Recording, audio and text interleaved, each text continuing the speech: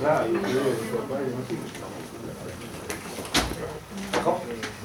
¿qué tal? Buenos días, bienvenidos a esta nueva edición de Escépticos en el Pub. Ya llevamos bastante tiempo, pero antes, como en las dos últimas charlas, como hay gente nueva, voy a seguir siendo un poco pesadito y recordaros que estamos celebrando el 15º aniversario de la revista El Escéptico. No solamente es la revista decana del escepticismo en España, sino que es la única revista de escepticismo en este país, a la que os animo a que pues, le echéis un vistazo y que os suscribáis. La tenéis en internet, los números antiguos, y aquí en Barcelona tenemos la suerte de que hay una biblioteca que tiene también ejemplares de la revista, la Biblioteca Sagrada Familia.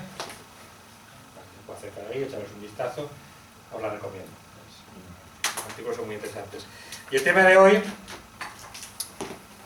el tomate mecánico, bueno, un tema controvertido, el naturalismo sigue estando de moda, todas las cosas que tienen componentes artificiales, como genes y cosas así, pues son muy malas y no se pueden comer, tenemos una quimiofobia excesiva. Y bueno, ¿qué nos dicen los datos? Tenemos que asustarnos, es preocupante, lo ecológico estupendo y el abono de nitrato es muy malo. Pues aquí tenemos a José Miguel Blanca, que trabaja en el Instituto de Mejora Agrícola y que nos va a explicar un poco este tema, no tanto, por ejemplo, como hizo Mulet, de la perspectiva del transgénico y de las nuevas tecnologías, sino de pues, lo más tradicional, ¿no? Lo más tradicional de la agricultura. Sin nada más, para el pedido un aplauso.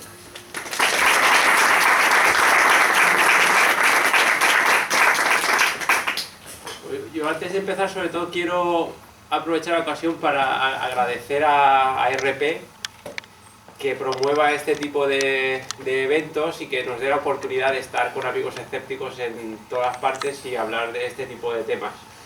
Y muy especialmente quiero dar las gracias a Juan porque no solamente se lo está currando aquí en Barcelona, que tenéis la suerte de tenerlo, sino está ayudando a que en otros muchos sitios esto de los escépticos en el pub funcione.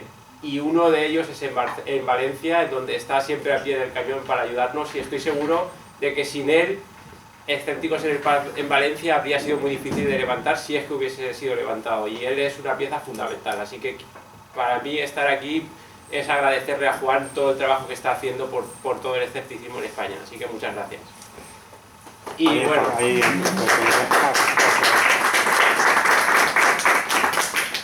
ahora ya pasando al tema, vengo a hablar sobre tomates, sobre esto que tenemos aquí y bueno, en general sobre cualquier cosa que nos comemos prácticamente de origen vegetal o incluso de animal.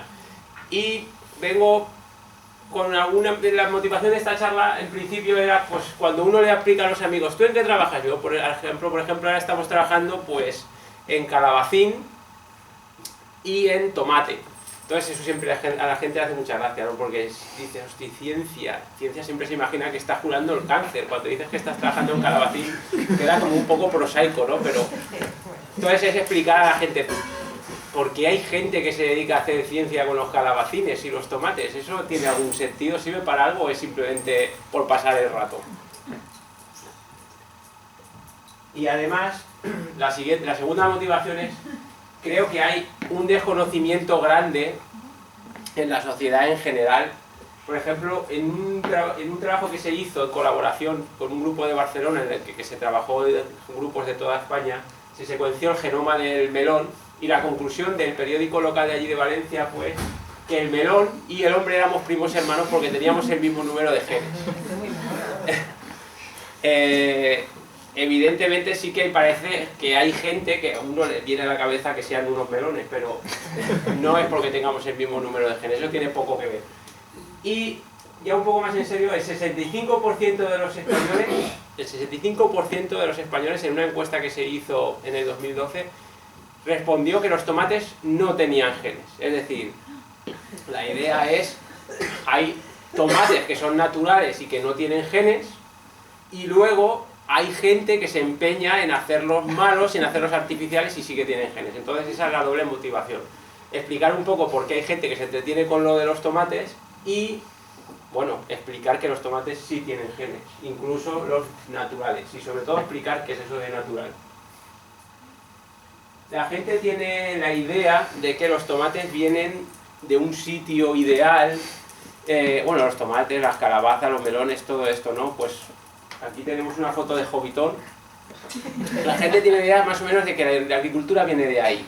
Los hobbits bebían cerveza, perseguían señoras hobbits rellenitas y tenían tomates. Y de allí pasaron a nuestros abuelos y de nuestros abuelos a nosotros. Más o menos esa es la idea intuitiva que está detrás de todas las discusiones que tiene la gente sobre agricultura, ¿no?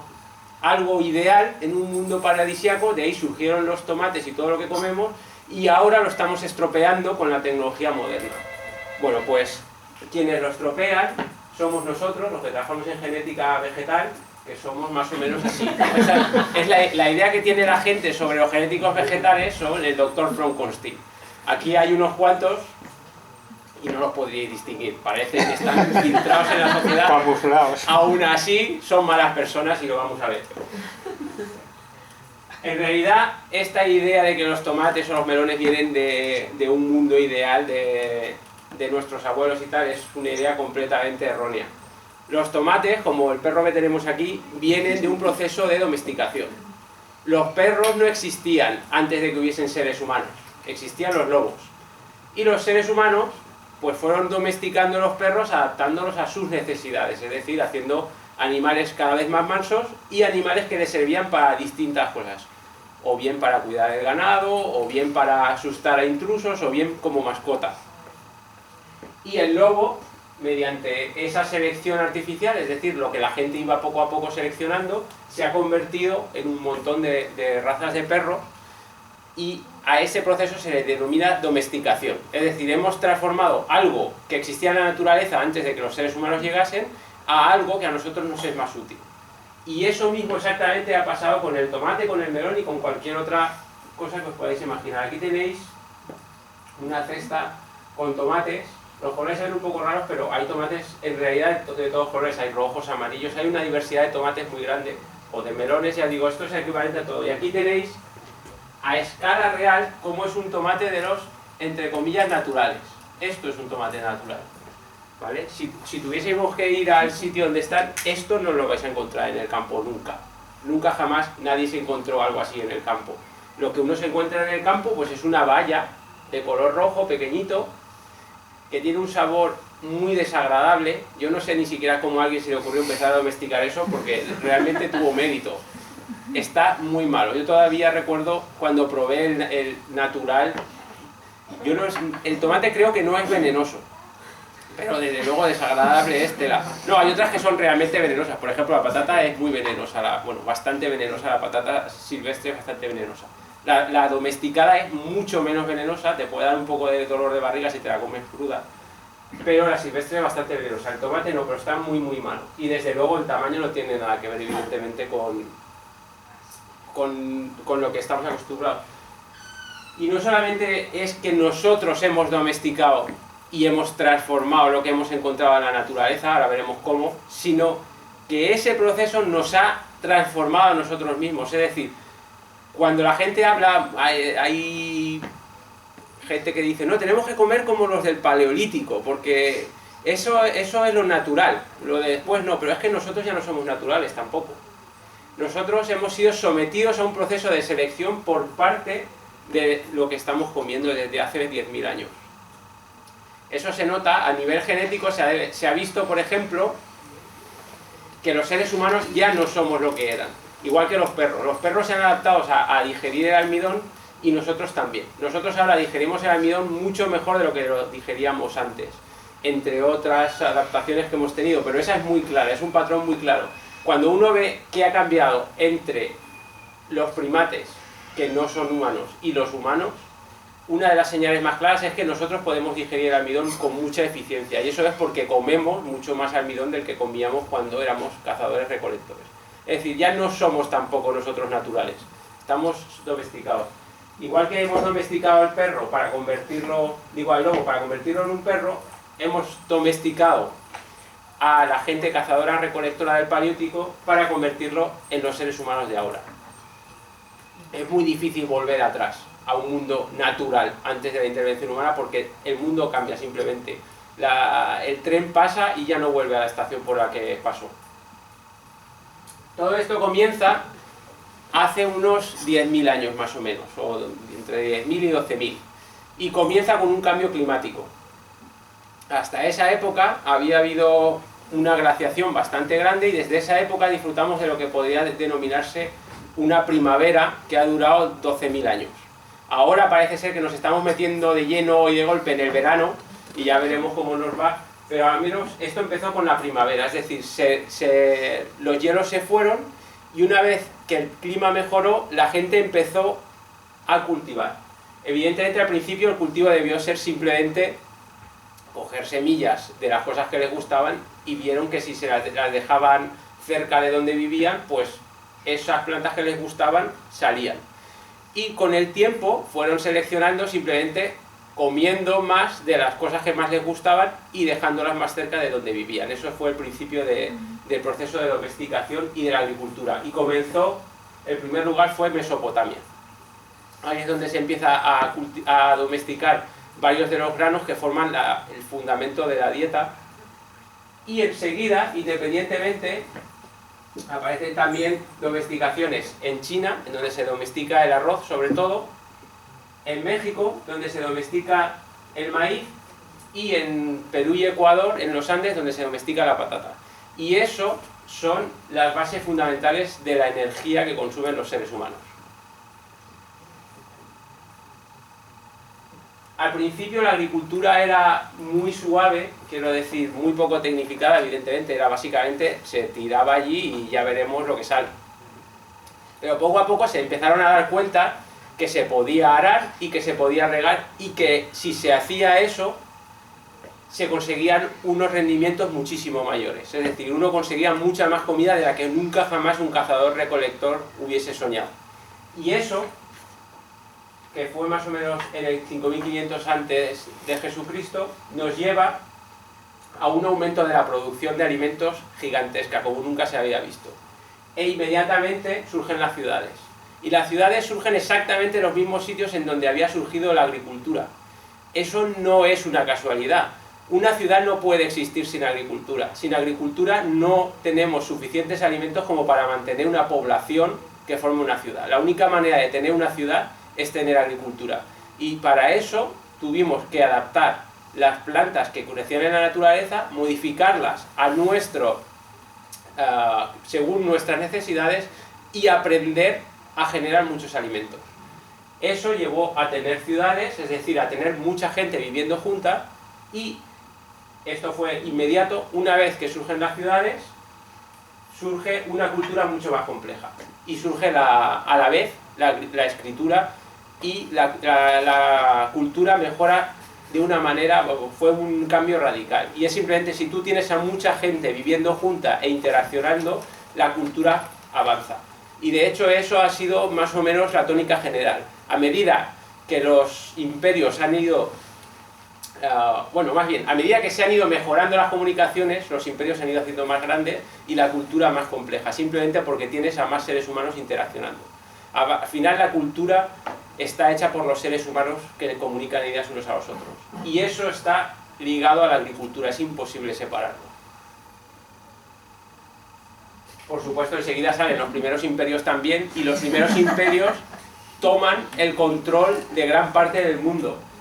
China es uno de los imperios, pero aquí el que más nos ha afectado es el que surgió en Mesopotamia. Bueno, surgieron varios, pero el imperio de Mesopotamia invadió toda Europa, al menos toda la parte cultivable. La parte norte no se podía cultivar porque hace un frío que pela, a día de hoy igual, pero el resto sí que fue invadido, y esto dio lugar, por ejemplo, a todas las lenguas indoeuropeas, desde el sánscrito que hablan en la India hasta el gallego que se habla en Galicia, o el portugués que se habla en Portugal. Todo viene de una misma rama y es lo que hablaban los primeros agricultores. Los primeros agricultores crearon la revolución neolítica y mediante la cultura y la potencia en alimentos que tenían, invadieron el resto del mundo prácticamente, hasta que se encontraron con los chinos, que también en aquella época ya tenían un imperio, gracias al arroz. Es decir, nuestra historia está ligada de una manera imposible de separar a la agricultura y a la domesticación. Aquí tenéis el esquema del tomate, ya que la charla está centrada en el tomate, y de lo que yo sé un pelín es del tomate. El tomate se domesticó también en Perú y Ecuador, de ahí pasamos a tener un tomate así, a tener un tomate más o menos así de tamaño, y que ya estaba bueno. De allí se lo llevaron al Imperio del Norte, es decir, a Mesoamérica, y desde México, los españoles cuando llegan, se lo traen a España. Y desde España conquista el resto del mundo. Aquí, por cierto, tenéis la fotografía de uno de nuestros héroes en agronomía, que es Charles Crick, que dedicó toda su vida al estudio del tomate. Y sin él, los tomates que nos comemos hoy en día no serían lo mismo. Este hombre se dedicó a estudiar las especies silvestres y los tomates tradicionales sobre todo, y a ver cómo podía utilizar ese material para mejorar los tomates que nos comemos. Veis que no se parece mucho a Frankenstein, es una persona, al menos también de apariencia amable. Parece un abuelo afable, no parece un monstruo. Otra de las cosas que son curiosas es, por ejemplo, especialmente en el caso del tomate, porque la gente no empezó a comer tomates. Por ejemplo, cuando los españoles trajeron el tomate a España, o más bien tendría que decir aquí los castellanos trajeron el tomate, la gente no se volvió loca comiendo tomates. Vamos a comer tomates en toda Europa, ni mucho menos. El tomate es una solanácea, y las solanáceas aquí en Europa tienen muy mala fama porque hay algunas que son muy venenosas. Entonces la gente tenía bastante reticencia. De hecho, aquí tenéis las fechas en donde el tomate empezó a cultivarse de una manera, para comer, no solamente para tenerlo en los jardines botánicos, y veis que son fechas muy recientes. De hecho, el boom realmente del tomate es casi mitad del siglo XIX, principios del siglo XX. Y ese boom viene dado por el ketchup. Hasta que no se inventa el ketchup, la gente en Estados Unidos y en el mundo anglosajón no se atrevía a comer tomate. Y todo el mundo pensaba que era venenoso, y por lo tanto no era algo que tradicionalmente se consumía. Ahora todos pensamos que los tomates del abuelo, esos tomates que han existido siempre, no. Esos tomates en España sí se cultivaban desde hace más tiempo, y en México, que allí se cultivaron prácticamente desde que los trajeron desde Perú y Ecuador, antes de llegar a los españoles, pero en el resto del mundo no había cultivo, nadie quería comerlos, a todo el mundo le tenía miedo. Entonces no son algo tan natural como todos tendemos a pensar. Ya hemos visto que la domesticación ha afectado a la forma de una manera muy clara. Igual que la domesticación ha afectado a la forma de los perros. No, los perros no se parecen mucho a un lobo, pero además la domesticación afecta a otras cosas y es debida a algo fundamental, que es muy fácil de entender, y es el proceso de selección artificial. Normalmente, cuando una planta está en la naturaleza, se selecciona por características que benefician a la planta. Características que benefician a la planta es tener muchas semillas y un fruto lo mínimo posible, como para ver si convencen a alguien de que se coma el fruto, normalmente pajaritos, para que el pajarito se coma el fruto y cuando cague las semillas germinen en otro sitio. Pero eso tiene que ser la mínima expresión. Una planta en la naturaleza no puede hacer un monstruo como aquel de grande, o como este, en donde prácticamente no hay semillas y lo que hay es un montón de carne. Hacer esto requiere una cantidad de energía tremenda. Una planta no se puede permitir el lujo de desperdiciar energía, porque si desperdicia mucha energía va a tener muy pocos descendientes. Por lo tanto, en la naturaleza estas cosas no existen, y no es por casualidad. Esto que hay aquí es selección artificial. Tiene unas características que a nosotros nos interesan, no que a la planta en la naturaleza le interesa. Y por lo tanto, esa ha sido la fuerza que ha hecho que se cambie toda la genética y toda la morfología del tomate. Es decir, esto tiene una forma que es completamente antinatural. Igual que los perros tienen una forma completamente antinatural. Un perro no puede vivir en la naturaleza. Bueno, un perro depende de cuál. Hay algunos que más o menos se pueden adaptar otra vez a volver a hacerse salvajes, pero hay muchas razas de perros que ni siquiera pueden nacer, ¿vale? Es decir, estamos adaptándolos porque estamos ejerciendo una presión para que mejoren en características que a nosotros nos interesan, no al tomate. Y eso tiene una consecuencia en la genética brutal. La gente, evidentemente, cuando seleccionaba una de estas cosas no sabía qué estaba haciendo, pero en el fondo estaba haciendo manipulación genética. Y aquí tenéis uno de los ejemplos prototípicos de los libros de agronomía de cómo ha funcionado la manipulación genética. Esto es biotecnología que se hizo hace miles de años, no es algo que hayamos hecho en los laboratorios ahora. Se hizo simplemente seleccionando lo que a la gente le gustaba. Y aquí tenéis un ejemplo de trigo que os coméis en el pan. Bueno, os coméis harina que viene del trigo. El trigo que os coméis en el pan en realidad es lo que técnicamente se llama un alohexaploide. ¿Eso qué significa? Eso significa que se han cogido 3 especies distintas, se han juntado, pero no es como cuando uno cruza un caballo con un burro para sacar un mulo. Esos son 2 especies que juntamos en una, pero mitad y mitad de genes. No, aquí es como que coges la célula del caballo, la del burro, y le das fuerte y la juntas y que se quede todo junto. Ahí no se separa luego nada. Eso es. De esa manera hemos juntado 2 genomas, es decir, 2 conjuntos de genes de 2 especies distintas. Y eso es el trigo que se utiliza para hacer la pasta. Pero luego juntan otra especie más, y es el trigo que se utiliza para hacer la harina. Para que veáis más o menos en términos genéticos de distancias entre unas especies y otras lo que eso implica, porque claro, si yo empiezo a hablar sobre nombres de especies de estas de trigo que viven en Mesopotamia, ni yo me entero. Pero para que os hagáis una idea de la distancia genética, es más o menos como si cogieseis a George Clooney, a la mona chita y a un gorila, juntaseis todos los genes, todos los genomas que tienen en una sola célula, y lo que sale es con lo que nos quedamos, ¿vale? Ese es el nivel de manipulación genética que estamos haciendo. Evidentemente la gente no hacía eso con transgénicos monstruosos, ¿no? Simplemente lo hacían seleccionando lo que les gustaba. Y lo que les gustaba realmente eran cosas raras en la naturaleza, evidentemente. Aquí tenéis otros ejemplos en donde se mezclan distintas especies. Por ejemplo, la mostaza negra, cuando se junta con la coliflor, da la mostaza de Abisinia. Son distintas especies. Esto es fusionar genomas completos. Es la alteración más gorda que puede hacer. No estamos juntando un gen de una especie con otro gen de otra. Estamos juntándolo todo, y se queda así, ¿vale? Esto, por cierto, alguien intentó hacerlo. Este hombre no se ve aquí, pero se llama Karpelchenko. Lo intentó hacer en la primera mitad del siglo XX en Rusia. Dijo, bueno, si esto pasa, si ha pasado tradicionalmente, yo lo que podría hacer es juntar la col con el rábano, de manera, él intentaba, claro, tener la parte de arriba de la col y la parte de abajo del rábano. Por desgracia no pasó eso, pasó lo contrario. Obtuvo la parte de abajo de la col y la parte de arriba del rábano.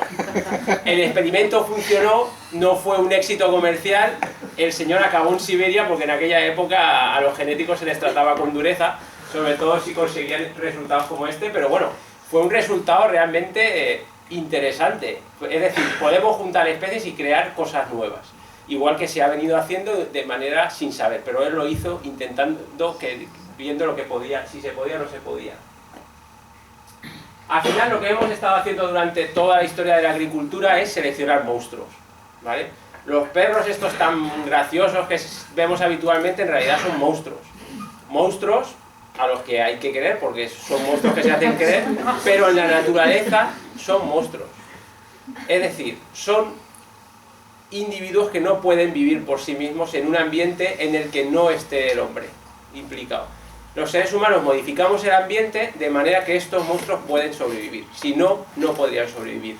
Y eso hace que les cambie tanto la parte de fuera como la genética que llevan por detrás.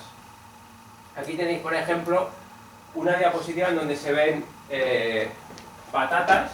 ¿Veis? Hay patatas de todo tipo. Los seres humanos somos muy aficionados a guardarnos cosas distintas que salen. Es decir, hemos ido coleccionando, haciendo colecciones de monstruos. Aquí tenéis patatas, aquí son tomates, aquellos son calabazas y estos son pimientos, y veis que tenemos una variedad increíble, que a mí me sorprendió mucho cuando empecé a trabajar en esto, que hubiese una variedad tan grande de todo. Simplemente no estamos acostumbrados a ella porque nos venden lo que pedimos. Si uno vende una patata negra en el mercado español no se come un torrao, por lo tanto no se vende. Pero esa variedad existe y eso ha sido un proceso de seleccionar cosas raras. Básicamente al agricultor siempre que veía algo raro se lo quedaba porque le parecía interesante o curioso, o le gustaba el sabor, o le gustaba la variación. Y esa variación además tiene una utilidad que el ejemplo clásico que se da siempre en los libros de agronomía es este. Es el de la hambruna que hubo en Irlanda. Esta hambruna tuvo muchas causas sociopolíticas, entre otras cosas estaban invadidos por los ingleses que no se portaron especialmente bien, pero al final la causa fundamental fue esta gente dependía sobre todo de la patata como alimento fundamental, es decir, no dependían del grano como dependemos aquí, sino en Irlanda lo que comían sobre todo eran patatas. Y llegó un hongo, ahí tenéis la foto de lo que hace el hongo a la patata, que acabó con todas las cosechas de patata y con las reservas de patatas que tenían porque las pudrió. Como dependían de esto para alimentarse, eso les llevó, aquí tenéis en esta gráfica, tenéis la evolución de la población irlandesa y de repente, a mitad del siglo XIX, cae a la mitad. Y cae a la mitad porque el hongo había matado las patatas de los que se alimentaban. No murieron la mitad de los irlandeses, muchos se fueron, por ejemplo, a Estados Unidos, y ahí siempre está en las películas, tú eres policía, mi padre es irlandés, tal, siempre hablan de policía, no sé por qué en Estados Unidos. Pero muchos murieron por desgracia por el problema este del hongo. Entonces, ¿qué es lo que se hizo para solucionar este tema? Lo que se hizo fue ir a todas estas colecciones de monstruos que la gente había creado durante mucho tiempo y buscar si ahí había algo que fuese resistente al hongo. Es decir, si había una patata resistente a esta plaga que estaba asolando el cultivo de la patata. Eso a día de hoy sigue sucediendo. Ahora ha salido en Almería, tienen un problema terrible, los calabacines y los melones están caput por un virus que ha llegado desde la India y ha arrasado la cosecha, con lo cual esperaos un aumento de precio inminente. En aquella época no solo aumentó el precio, sino la gente se moría de hambre. Entonces se fueron, buscaron patatas que fuesen resistentes al hongo, como pues cultivando en los mismos campos y viendo qué es lo que aguantaba. Encontraron y esas patatas las utilizaron para cruzarlas con las patatas que se estaban muriendo y obtener una nueva que fuese resistente. Aquí tenéis una foto del proceso este, no hecho en patata, hecho en otra especie, en berenjena. Esto es un ejemplo de nuestro instituto, de un investigador del instituto que ha cruzado una berenjena de las que comemos habitualmente con una silvestre, que veis, lo silvestre siempre es un poco porquería. Frutos pequeñajos, que además en este caso no se puede comer porque esto está amargo como el demonio, vamos, esto es una cosa incomestible. Entonces se cruza y nos da toda la variabilidad desde una parte hasta otra. Y aquí uno busca qué es lo que es resistente, pero que se parece a lo que comemos y que no está tan malo. Esto se hace unas cuantas veces y al final acabamos teniendo una berenjena o una patata que podemos comer, que está buena y que además es resistente a la enfermedad. Ese proceso se ha llevado a cabo muchísimas veces. Y a día de hoy, esto que hay aquí es fruto de muchísimas rondas de mejora de esa manera. Esto es resistente a un montón de enfermedades. Este tomate es moderno y es resistente a un montón de enfermedades que los tomates tradicionales no tienen resistencia a ellas. Es decir, los tradicionales también eran grandes, pero estos modernos además son resistentes a múltiples enfermedades y se han introducido de esta manera.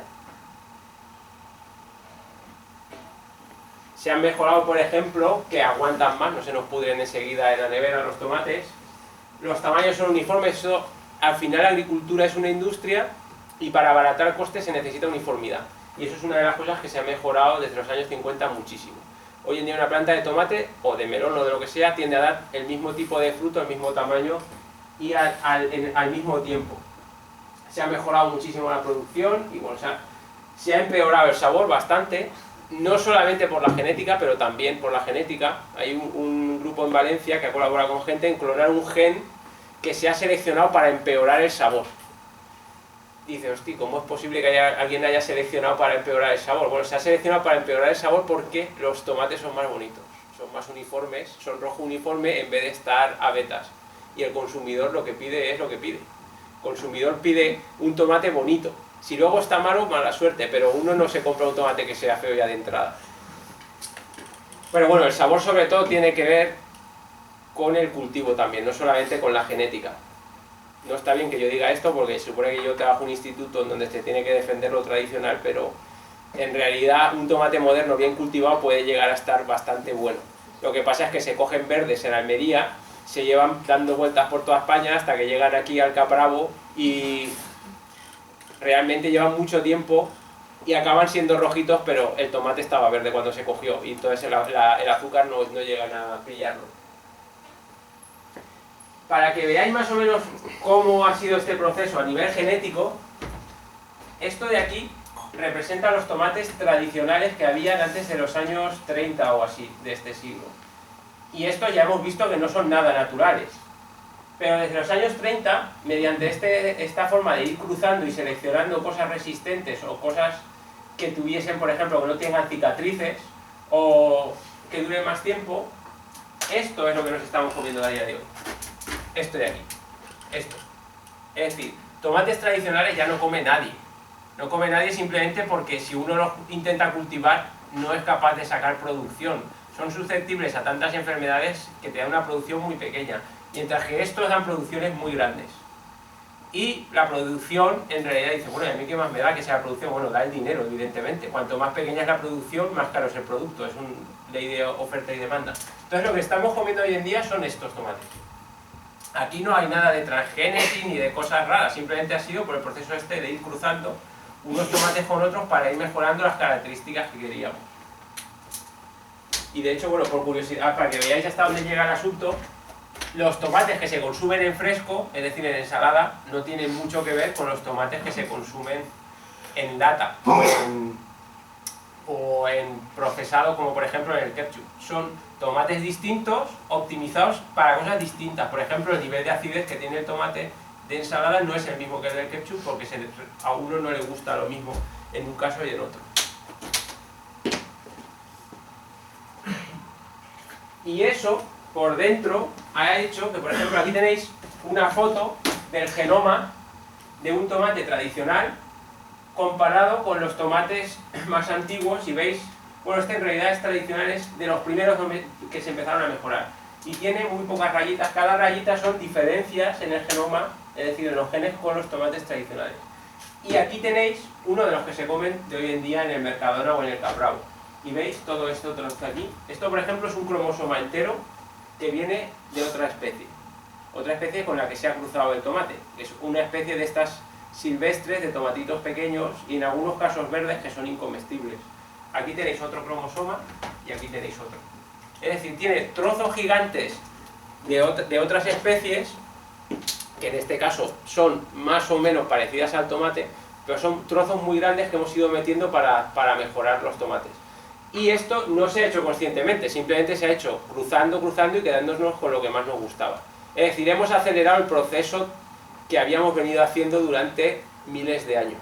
Desde los años 50 hemos aprendido a hacerlo de una manera sistemática y hemos acelerado el proceso, pero básicamente es el mismo proceso. Modificamos toda la estructura genética de la especie que estamos cultivando para adaptarla a nuestras necesidades. En este caso, para producir más barato y más uniforme, y que sean más bonitos. Esos son los principales criterios que se han utilizado.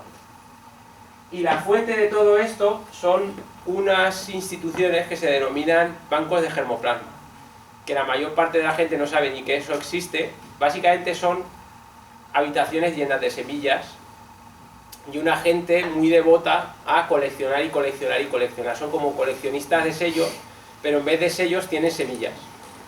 ¿Y qué es lo que y por qué tienen utilidad estas semillas? El primero que se dio cuenta de ello fue este señor, que era un genético ruso grandísimo, que se llama Vavilov, y fue el fundador de la mejora genética moderna. Él vivió la primera mitad del siglo XX. Vavilov se dio cuenta de que en toda esta diversidad que se había creado seleccionando cosas extrañas, que eso tenía una utilidad fundamental, como hemos visto en el caso de Irlanda.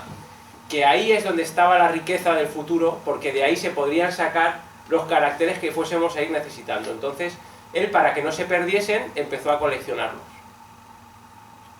Y aquel es Lysenko, porque vivían en la Rusia soviética, y Lysenko declaró que la genética era una ciencia antisocialista. ¿Por qué era antisocialista la genética?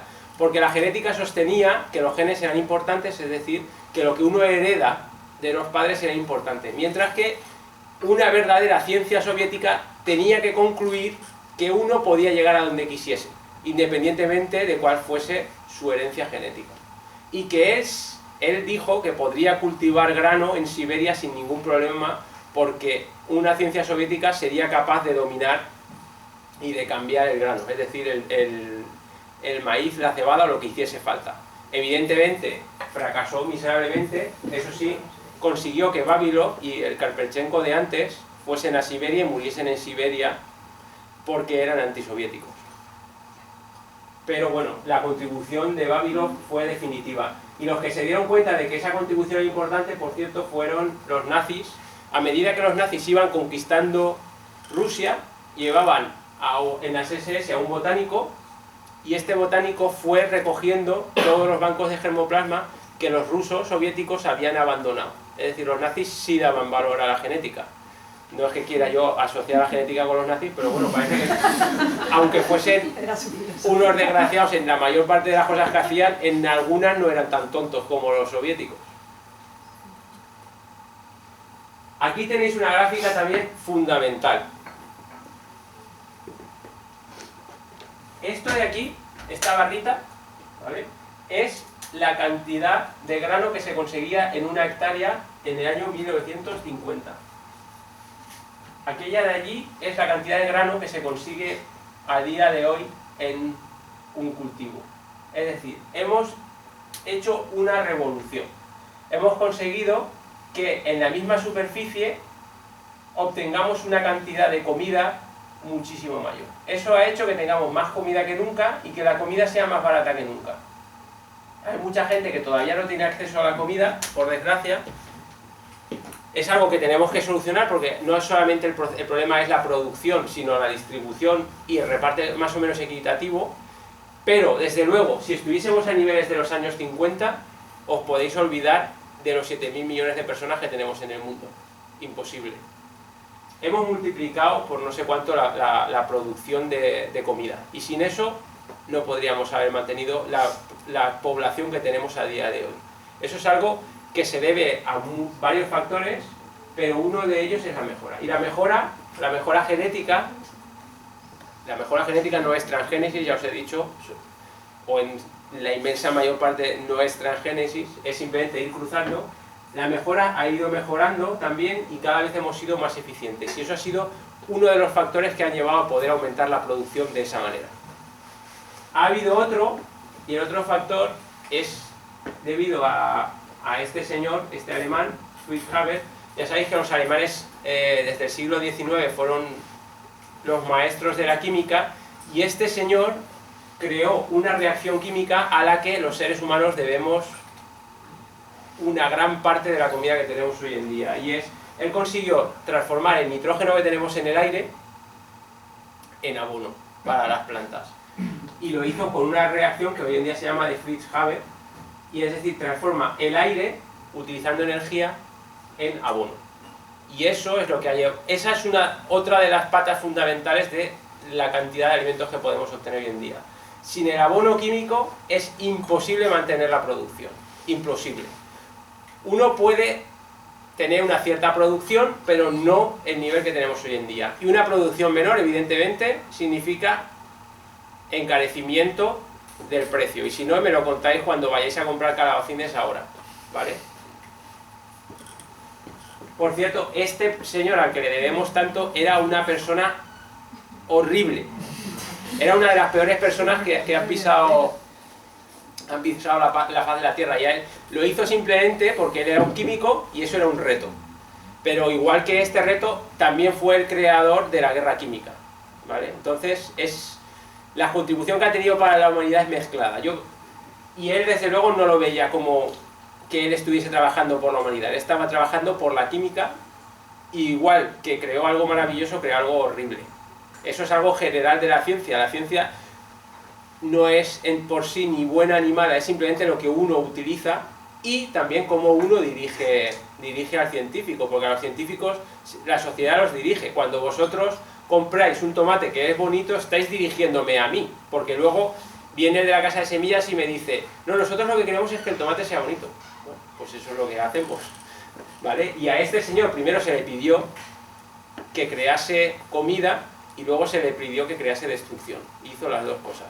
Y eso está en las manos de la sociedad, es una responsabilidad de la sociedad. Los científicos tendemos a imaginar que son seres ideales que están viviendo en sus cosas, que Einstein por ahí va escribiendo formulitas, no. Los científicos son gente que vive en la sociedad y que responde a las demandas sociales. Si la demanda social es mata cuanto más pueda, pues estarán dispuestos a ello. Si la demanda social es alimenta a cuanto más puedas, también. Creo que es una buena lección la de este tipo. Bueno, aquí tenéis el resumen de cómo se consiguió la mejora esta en producción. Ya hemos visto que se consiguió mediante mejora genética, mediante fertilizantes, se mejoró también los sistemas de cultivo y se mejoraron el uso de pesticidas. Pesticidas que, por cierto, mucha gente sigue teniendo la idea de que a día de hoy en Almería deben de echar pesticidas. Yo tenía esa idea. El año pasado fui y me dijo, no, aquí es todo producción integrada. Los pesticidas son muy caros y ahora mismo nos sale más barato hacer producción integrada. Nadie se plantea echar tanto pesticida. Producción integrada es, si uno tiene una plaga de un bichito tal, pues se lleva unas bolsitas con el bichito que se come al bichito de la plaga. ¿Vale? Así es como se cultiva hoy en día en Almería. Se intenta, digo Almería porque es una de las zonas industriales más importantes que hay en España. Si habéis ido a Almería, habréis visto que aquello es una inmensidad, una fábrica inmensa de hacer comida, pero es una fábrica. Y en esa fábrica hoy en día los pesticidas están muy restringidos. Se utiliza sobre todo producción integrada. Ahora, esta producción brutal de comida lleva unos costes también brutales. Unos costes que tenemos que afrontar y con los cuales tenemos que vivir o mejorar o hacer algo, pero esto ha venido aparejado. Desertificación, porque quemamos la tierra rápidamente con los procesos estos industriales en donde se hace tanta producción, se tiende a quemar la tierra y entonces ya dejas de poder cultivar allí. De hecho, en Almería la mayor parte de la producción no es en el suelo, es toda en sustrato y no es en el suelo. Tenemos problemas de sequía porque el consumo de agua, para poder dar tanta candela a la producción, uno necesita mucha agua y muchos nitratos. Y los nitratos, que son comida, cuando uno tiene poca comida es malo, cuando tiene mucha comida también es malo. Y esto todos lo sabemos después de Navidad, sobre todo, ¿vale? Uno se promete el día Nochevieja, digo en Nochebuena, hoy me paso pero mañana no. Y llega el día siguiente y es peor. Y el estómago, pues, el estómago más o menos lo tenemos, los lagos están como nuestro estómago después de acabar las Navidades. Tienen tanta comida que eso lleva a una explosión de vida microbiana, sobre todo son algas unicelulares, y esa explosión de vida mata todo lo demás. ¿Por qué mata? Porque consume tanto oxígeno que acaba con el oxígeno que hay en el agua y todo lo que hay ahí se muere. Eso se llama eutrofización y también pasa en los mares. Aquí lo que tenemos es una foto de un mar, este creo que es de China, y se ven zonas de satélite de mares que están completamente muertos. ¿Por qué están muertos? Porque debido al exceso de comida no ha quedado nada de oxígeno y ese mar está completamente muerto. Es decir, tenemos la gran suerte de tener una producción tremenda, con lo cual podemos disfrutar de unos alimentos baratos y seguros, y tenemos la desgracia de tener que pagar el precio por tener una producción tan grande. Y no solamente eso, aquí tenéis, por ejemplo,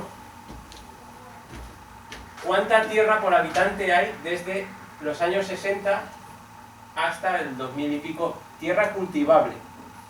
¿Veis que cada vez hay menos tierra cultivable? Uno de los factores limitantes a la hora de cultivar, ahora a día de hoy, es la tierra. Por ejemplo, los chinos han comprado una parte completa de Ucrania, una parte como, creo que era 1/10 o algo así del país, para cultivar. Y en África se está comprando tierra a mansalva, por parte sobre todo de los chinos. ¿Por qué? Porque la gente sabe que necesita la tierra para cultivar. Es algo fundamental. Y cada vez hay menos tierra y estamos utilizando menos tierra. Como cada vez hemos mejorado la cantidad de alimentos que producimos en una unidad de tierra, pues hemos podido no solamente mantener los alimentos, sino incrementarlos, incluso aunque tenemos menos tierra por habitante. Pero eso nos lleva a el problema del agua, que os he comentado. Cada vez tenemos un consumo más grande de agua dulce, y el agua dulce es uno de los factores limitantes fundamentales también, no solamente para el cultivo, sino para hacer, por ejemplo, campos de golf en Murcia, ¿vale? A los que son muy aficionados. Entonces necesitamos tener esto en cuenta. Y no solamente eso, sino en esta gráfica lo que vemos es el número de personas que hay. Estamos aquí, estamos más o menos en 7.000 millones. Hay previsiones más pesimistas es más o menos va a venir una plaga y la vamos a liar, y previsiones más optimistas, que es vamos a liarla porque va a haber tanta gente que nos vamos a cagar, ¿vale? Esas son las dos previsiones. Luego está más o menos la realista. La realista más o menos asume que gracias al método anticonceptivo más importante que hay en la humanidad, que es la educación y el desarrollo económico, más o menos el número de personas se estabilizará en 10.000 millones. Eso es lo que los organismos internacionales asumen que acabará pasando. Es decir, predecir el futuro siempre es un poco absurdo, pero bueno, por dar una cifra de 10.000 millones. Se asume que para poder mantener una población de 10.000 millones, más o menos, como se vive hoy en día en un país en donde se vive más o menos bien, como España, o un pelín menos que España de consumo, para eso se necesita doblar la cantidad de alimentos. Es decir, si no doblamos la cantidad de alimento que tenemos, no vamos a poder tener a una población de 10.000 millones como la que se espera, viviendo en las condiciones que tendremos hoy en día. ¿Qué es lo que pasará si faltan alimentos? Es evidente, la gente más pobre tendrá menos acceso a ellos, y la gente más rica sí que tendrá acceso. Pero habrá mucha gente que lo va a pasar muy mal si no se dobla la cantidad de alimentos. Y eso además lo tenemos que combinar con todos los problemas que estábamos acarreando de pérdida de tierra, de falta de agua y de destrucción del medio ambiente. Y además tenemos otro problema que estamos generando alegremente, y es el del cambio climático. El cambio climático va a afectar a la agricultura de una manera, nadie sabe cómo. Para que os hagáis una idea, la gente de los viñedos en Francia está comprando tierras en Inglaterra, porque ya empiezan a ver que el clima está cambiando y que las cepas que tienen adaptadas para Francia ya empiezan a no funcionarles, dándoles el vino óptimo que necesitan. Pero la cosa no va a ser simplemente, seguramente, vamos a adaptarnos a tener un vino peor en Francia. No. Recordad que la agricultura surge con un cambio climático. Ya os dije que estábamos en el invierno, veníamos de una época glacial, y el pasar a la primavera, a la época en la que estamos hoy en día, es la que posibilitó que la agricultura apareciese. Todas las especies agrícolas que tenemos están adaptadas a un cierto clima. Uno no puede cultivar, yo qué sé, naranjos en Suecia, eso es algo claro, porque los naranjos están adaptados a un clima. Si cambiamos el clima de la Tierra, y lo estamos haciendo muy rápidamente, ¿qué es lo que sucederá? Nadie lo sabe. A lo mejor es una maravilla porque podemos cultivar un montón en Siberia, a lo mejor es un desastre porque las especies que tenemos no se adaptan. Estamos jugando a hacer un experimento a escala mundial sin red, ya veremos lo que pasa, pero todo esto tenemos que conjugar con aumentar la producción de alimentos para la gente que viene. ¿Cómo nos enfrentamos a esto? Pues yo veo cosas positivas y cosas negativas. Esto ya, algunas son obvias. Una de las cosas positivas es que la biología está cambiando de una manera radical. En los últimos, yo diría que 5 años, la biología ha cambiado de una manera que nadie soñaba. Cuando yo estudiaba genética en la facultad, nadie se imaginaba que íbamos a poder hacer las cosas que podemos hacer hoy en día. Y eso ha sido un cambio de los últimos 5 años. Ha habido un cambio tecnológico que nos permite secuenciar genomas, secuenciar genes, es decir, conocer el material con el que estamos trabajando, porque hasta ahora uno lo iba haciendo probando, pues si el tomate te gustaba, y uno iba cruzando y viendo si el tomate estaba bien o no, pero hoy sabemos qué es lo que estamos haciendo a nivel genético a la vez que estamos viendo el tomate en la planta, o prácticamente, estamos llegando a ese nivel. Algo que hasta ahora nunca habíamos podido hacer. Eso creo que es un cambio muy positivo que va a posibilitar el acelerar la mejora de los cultivos, tanto para adaptarlos a los nuevos climas que tengamos, como para seguir manteniendo el reto de ir solucionando los problemas que van surgiendo, como los nuevos virus que van apareciendo. Hay cosas que creo que no van tan bien. Una de ellas es,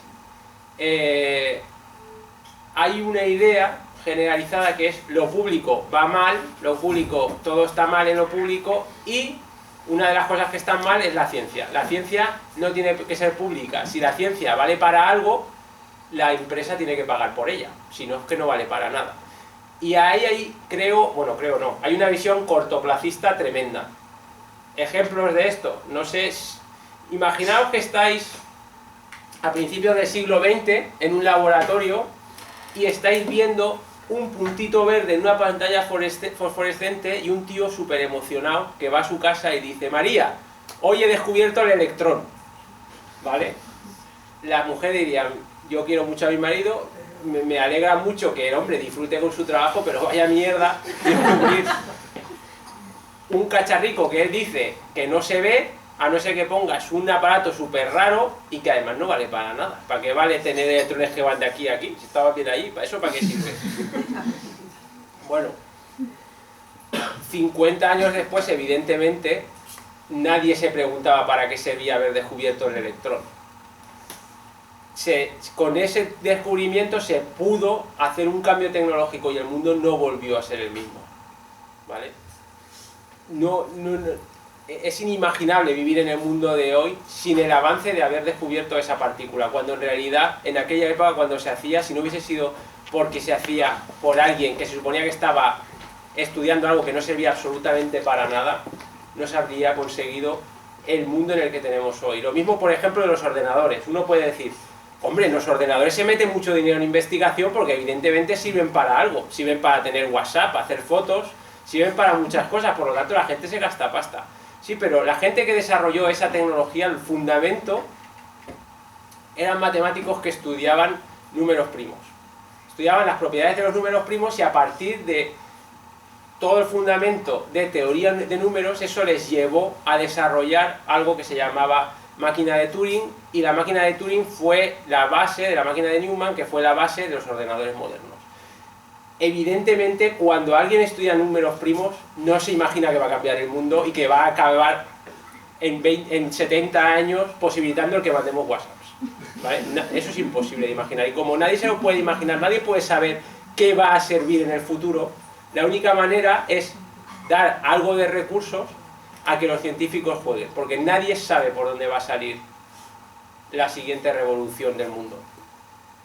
Y las empresas, evidentemente, tú no le digas a una empresa: no, usted deje que los chiquillos se entretengan y que jueguen con los números primos.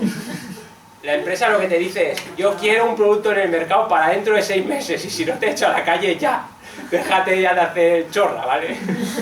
Entonces, eso es una visión cortoplacista que creo que se está perdiendo una parte importante de la investigación pública. Y no solamente en agricultura. Por ejemplo, ¿cuántos antibióticos nuevos de verdad, radicalmente nuevos, se han inventado en los últimos 20 años? Ninguno. Ninguno. No hay antibióticos nuevos porque nadie tiene interés en trabajar en eso. Los antibióticos no dan mucho dinero porque se cura la gente cuando se los toma, y además trabajar en algo